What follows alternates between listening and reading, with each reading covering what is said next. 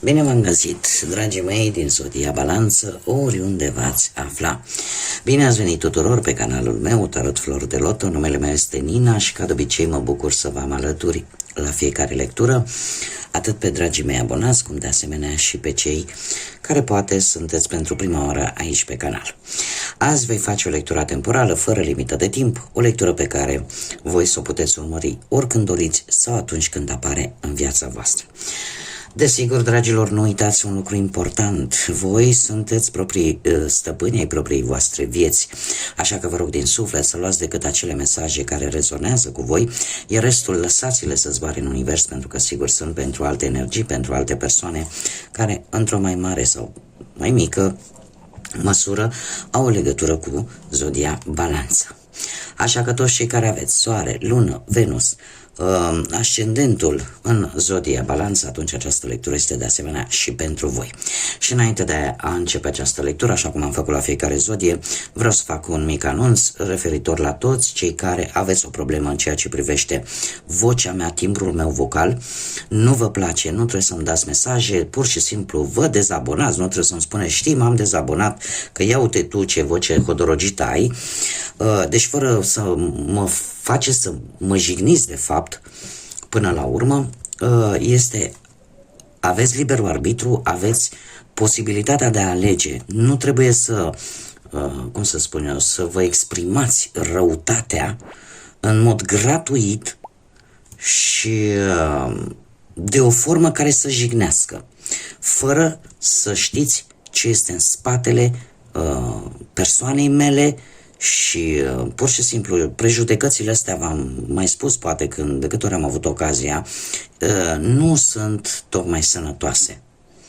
Da? Atâta timp cât nu cunoști o persoană și nu știi de fapt experiența ei de viață, problemele pe care le are respectiva persoană, cel mai bine ar fi să nu o judeci. Da? Așa. Am zis că fac lucrurile astea la fiecare zodie pentru că, efectiv, și eu sunt om și eu am sentimente și eu am sensibilitățile mele și am și eu o limită. O limită a bunului simț, pe care cei care mă cunosc de ceva vreme, eu cred că am demonstrat că am acest bun simț, pe care la rândul meu îl cer îndreptățită fiind și celor care mă ascultă. Acum, haideți să vedem, revenind la lectura noastră, cam atât am avut de spus. Foarte interesant. Amintiri și binecuvântări, dragilor. Unii dintre voi treceți printr-o perioadă de iluminare spirituală și de ce? Pentru că ați descoperit ceva interesant, poate într-un album de fotografii. Ceva s-a întâmplat care are legătură cu niște amintiri, dar care pe voi v-a ajutat să vă simțiți oarecum binecuvântați, să căpătați așa o stare de împlinire din punctul ăsta de vedere, poate spiritual. Da, asta a fost un mesaj așa pentru unii dintre voi care poate aveați nevoie de el. Acum, haideți să vedem care este situația voastră, dragilor, a celor care vă place încă vocea mea și nu aveți nicio problemă cu ea. Bun, haideți să vedem, dragilor. Se pare că ați avut o trezire, ceva s-a întâmplat cu ceva timp în urmă, ați refuzat, poate, ați renunțat la un anumit obicei nociv pentru voi, nu știu, că e fumat, că e băut, că sunt droguri, că posibil să fie lucrurile astea. Sau ați renunțat poate la o situație negativă care ați văzut că persista de foarte multă vreme și deja nu mai vă făcea bine. Alții au renunțat poate la o relație care era toxică și sunteți în acest moment, ce frumos, avem chiar și numărul 22, un număr maestru, care ne vorbește de foarte mult potențial și de un lucru care va dura. Un lucru nou care va dura, dragilor. Sunteți foarte creativi în acest moment, luați inițiativă, sunteți foarte vivace, vă simțiți, exact precum o plantă care acum a descoperit lumina și căldura și apa și se hrănește din ea. Deci există aici o curățare energetică foarte puternică. Exact ce am văzut și în cele primele două cărți care au ieșit așa aleatoriu, iar următoarea perioadă pentru voi, dragilor, ne vorbește de suflete pereche pentru unii dintre voi și de consistență, de eternitate, de un lucru pe care voi îl începeți în acest moment și care va fi durabil, va fi de lungă durată, ca și cum ai spune că am povești de la până la adânci bătrâneți. Și poate să fie legat, cum am mai spus, de orice aspect al vieții, indiferent că vorbim de profesie, de bani sau sentimental. Haideți să vedem ce ne spune tarotul, dragilor, din balanță pentru voi și începem cu partea profesională. Partea profesională. Dragilor, ați așteptat un răspuns destul, aș zice, nerăbdători ați fost vis-a-vis de un răspuns care avea legătură cu o situație profesională și în acest moment chiar sunteți puși pe fapte mari. De ce avem un 8 de monede?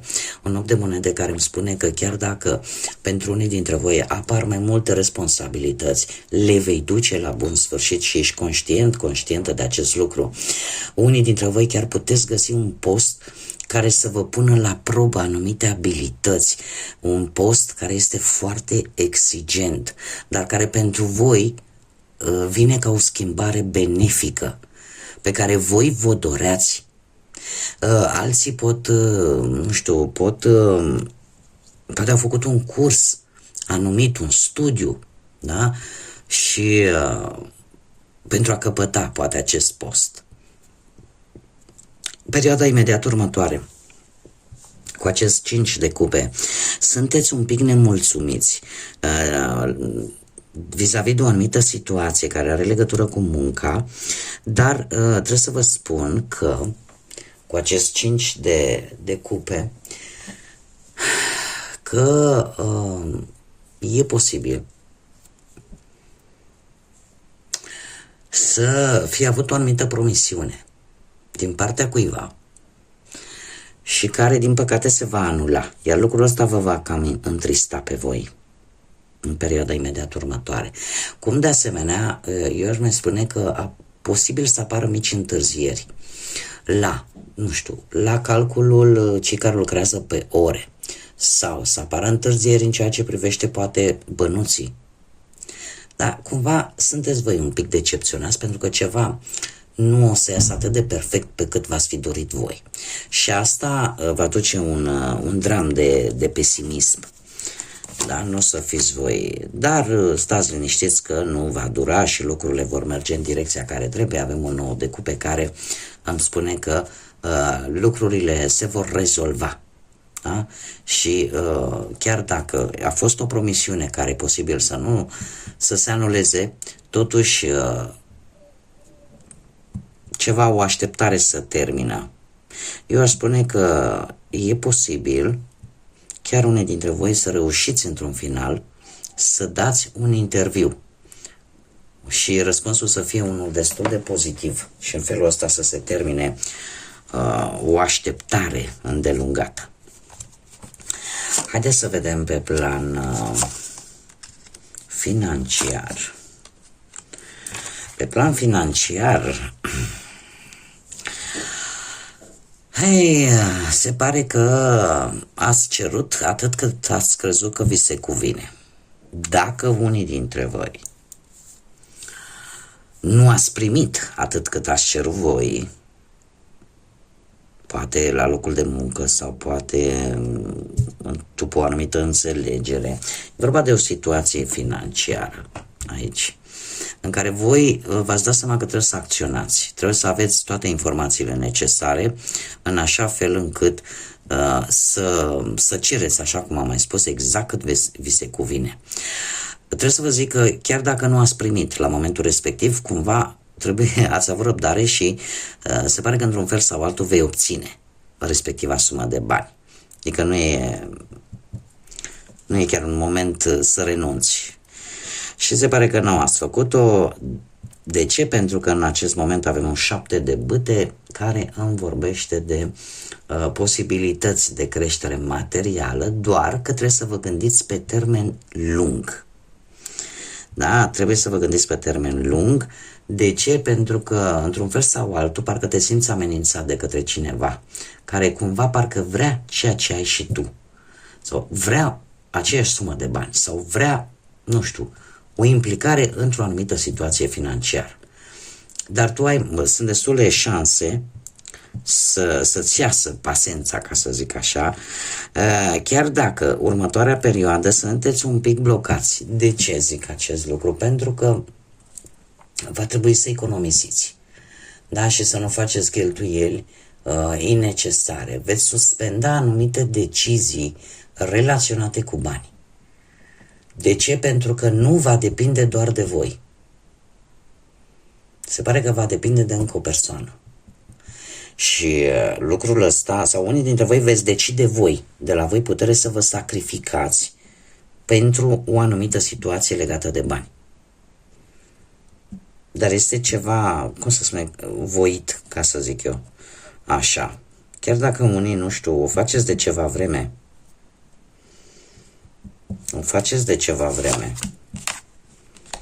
dar o să vă iasă.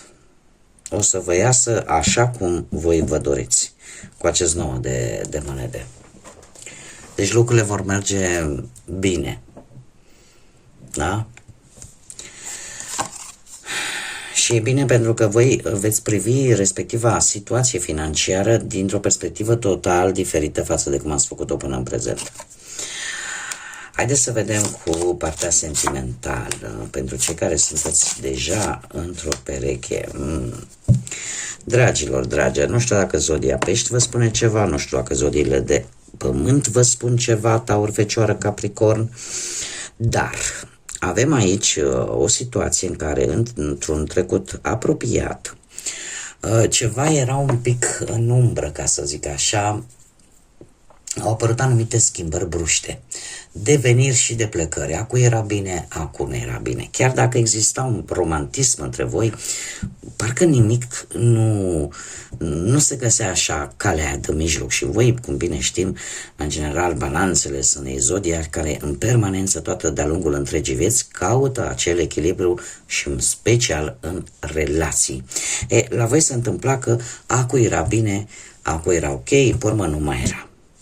Nu știu dacă persoana voastră de interes, relația voastră, perechea voastră, are legătură cu zodiile de Pământ, așa cum am mai spus, dar în prezent eu aș zice că e un timp tare bun pentru a ieși un pic cu perechea voastră, a vă bucura un pic de viață.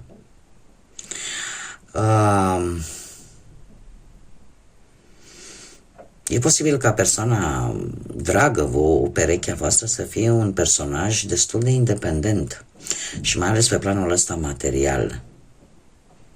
Pentru că siguranța și prosperitatea materială este foarte importantă pentru această persoană. Iar lucrul ăsta vouă vă cauzează în viitorul apropiat. În ce sens? În sensul că începe să vă faceți tot felul de scenarii. Cu acest 8 de spade. Este cartea care ne vorbește de atracția universală, de ceea ce tu atragi. Adică te învârți într-un cerc negativ, te învârți într-un cerc în care teama te poate bloca. Sau poate că te gândești, aoleu, mai bine singur decât într-o relație nesănătoasă. Sau cumva e un cerc vicios negativ care se întâmplă la nivelul mental. Și să n-ai venit nimic de văzut cu realitatea. Mare atenție! Este cea mai înșelătoare carte în care din pricina atâtor gânduri care ne dau ocol, cumva ele emană energie negativă și veți atrage energie negativă. Eu trebuie să vă spun un lucru, că mie asta mi-arată cărțile. Cu acest 4 de monede apare o situație de atașament anxios față de pereche. Da? cumva ori voi față de perechea voastră, da, sunteți atașați la nivelul ăsta în care, cum să zic eu, vă este foarte greu să vedeți viața fără persoana asta, da? Apare o anxietate vis-a-vis de relația pe care o aveți voi. Ori a voastră, ori a perechii voastre către vis-a-vis de voi. Mare atenție, pentru că aici trebuie să adaptați. E vorba de două energii. Acum, cu acest 4 de monede, eu pot să vă spun că ar trebui să ieșiți un pic din zona de confort, orică sunteți voi, orică este persoana respectivă, ca acest cerc vicios cumva să se spargă, da? Și să nu mai aveți această energie negativă. Eu aș spune că există, se poate obține o stabilitate în relație, dar cu aceste condiții, da? În care se iasă un pic din zona de confort, să se dea acea libertate, da? Fiecare să-și dea un pic de libertate. Libertate neapărat că trebuie să umble cu alta sau cu altul, da? Acea libertate să se iasă din pragul ăsta de atașament anxios. Sper că m-am făcut destul de înțeles. Acum, haideți să vedem. Se pare că, indiferent că sunteți singuri, indiferent că sunteți în relație, problema cam aceeași e. Hai să vedem, pentru cei care sunteți singuri, poate din păcate în urma văduviei, a unui divorț, a unei separări, sau poate pur și simplu nu v-ați găsit perechea până acum. Avem un 3 de cupe, dragilor, voi ați fost angrenați și trebuie să spun acest lucru, angrenați, poate cu voia voastră, poate fără voia voastră, într-un trio, da, în care deja nu mai era un duet, se cânta la 3. Lucrul ăsta, în acest moment, vă frământă. Și din păcate am o veste proastă pentru voi. Nu pot să vă mint. Nu-mi stă în caracter să vă mint. Din păcate nu pot să vă spun poate ceea ce vor urechile voastre să audă. Eu așa sunt. Trebuie să acceptăm și lucrurile negative și lucrurile pozitive. Cele negative ne aduc lecții, ne aduc înțelepciune, așa cum cele bune ne aduc bucurie și satisfacție. Aici ați intrat, cum am mai spus, poate ați vrut, poate n-ați vrut, în această situație de 3. În acest moment există un sentiment al justiției, al dreptății. Judecata vine și îmi spune: cineva are o încercare sinceră, nu știu dacă e a voastră sau a uneia din cele 3 implicate, de a reîncepe din nou o relație, o veche iubire cu voi. Problema este alta, că dacă voi sunteți cei care vreți, sincer vorbind, să reîncepeți această relație, veți fi dezamăgiți în următoarea perioadă. Veți fi dezamăgiți de ce? Pentru că vi se va promite mult, dar nu își va ține promisiunea. Și apar momente dureroase, momente de decepție, momente în care veți descoperi jocuri ascunse. Eu trebuie să vă spun că această schimbare dramatică care va avea loc în viața voastră, cumva, pe o lungă perioadă de timp, nu se va mai întâmpla. De ce? Pentru că vă veți învăța lecția. Știu că nu este tocmai ceea ce mulți dintre voi ați vrea să auziți. O mică diferență aș vrea să fac. E posibil, cum aici mi apar 3 personaje, e posibil ca partea care vă va răni pe voi cel mai mult este să fie o persoană recent cunoscută, o persoană nouă. Bun, haideți să mergem mai departe și să vedem care este mesajul cristalelor pentru voi, dragii mei, din Balanță. Și avem Esmeralda, sau Smaraldul, de fapt, am citit în spaniolă, îmi cer scuze. Avem Smaraldul, care ne vorbește de ceremonii și celebrări. Este un moment în care cât de curând vor apărea evenimente cum ar fi nunți, aniversări, zile de naștere. Este de fapt, cred că mai degrabă un îndemn. Nu știu dacă vă place culoarea verde sau nuanțele de verde. Nu știu de ce îmi vine acum un verde pastel. Pentru cunoscători, cred că știu ce vreau să spun. E un verde pastel, așa, genul ăsta de culoare. Sau chiar și cel care e pe margine aici, care să aibă legătură cu un anumit eveniment sau cu o anumită ceremonie.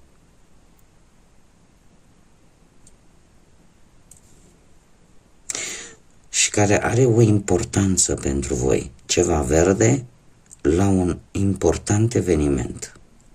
Cam atât mi se spune. Îmi transmite această carte. Și pentru prima oară voi folosi zarurile astrologice pentru voi, dragilor, și pentru toate zodiile, desigur. Așa că haideți să vedem ce ne spune aceste zaruri, ce mesaj au pentru voi, dragii mei din Balanță. Și avem zodia Săgetător, avem pe Venus și casa a 8-a. Dragii mei,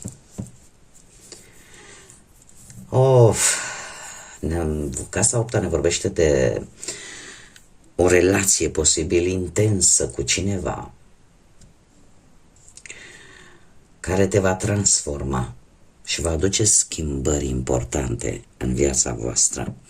Este vorba despre iubire, este vorba despre ceea ce tu îți dorești pentru a te simți tu bine. Acea nevoie de iubire, dar în același timp trebuie să vă spun, casa 8-a ne vorbește tare mult de transformare, de schimbări, de destinul karmic al fiecăruia dintre voi. De asemenea, ne poate vorbi de bunuri sau de bani ținuți la comun, de moșteniri posibil.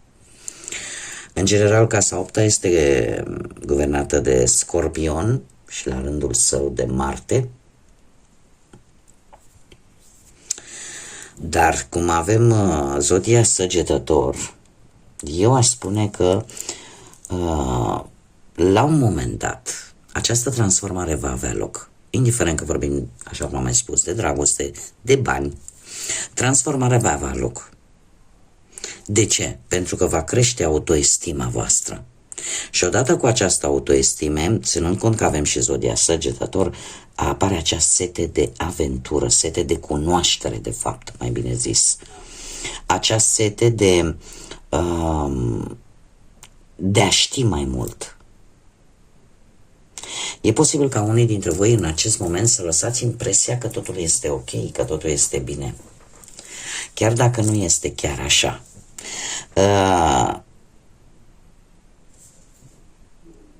Veți fi puși probabil în situația în care să nu prea lăsați dreptul la replică și să fiți un pic mai irascibili cu anumite persoane care au legătură ori cu anumite posesiuni, ori pur și simplu cu relațiile voastre, o relație specială. E posibil, chiar pentru unii dintre voi, să apară și posibil să fie vorba chiar și de o naștere a unui copil. Și asta să vă schimbe total perspectiva. Felul în care voi vedeți viața. Posibil și acest lucru. Chiar dacă nu pentru toată lumea. Bun, dragilor, cam atât am avut de spus eu. Vă mulțumesc din suflet pentru prezență, vă mulțumesc pentru sprijin ca de fiecare dată prin intermediul like-urilor, al comentariilor, al distribuirilor și dorindu-vă ca următoarea perioadă să fie una cât mai înțeleaptă posibil și cu cât mai multe lucruri bune. Până data viitoare, când ne vom reîntâlni la o nouă lectură, eu vă doresc tot binele din lume și, desigur, să fiți iubiți, dragilor.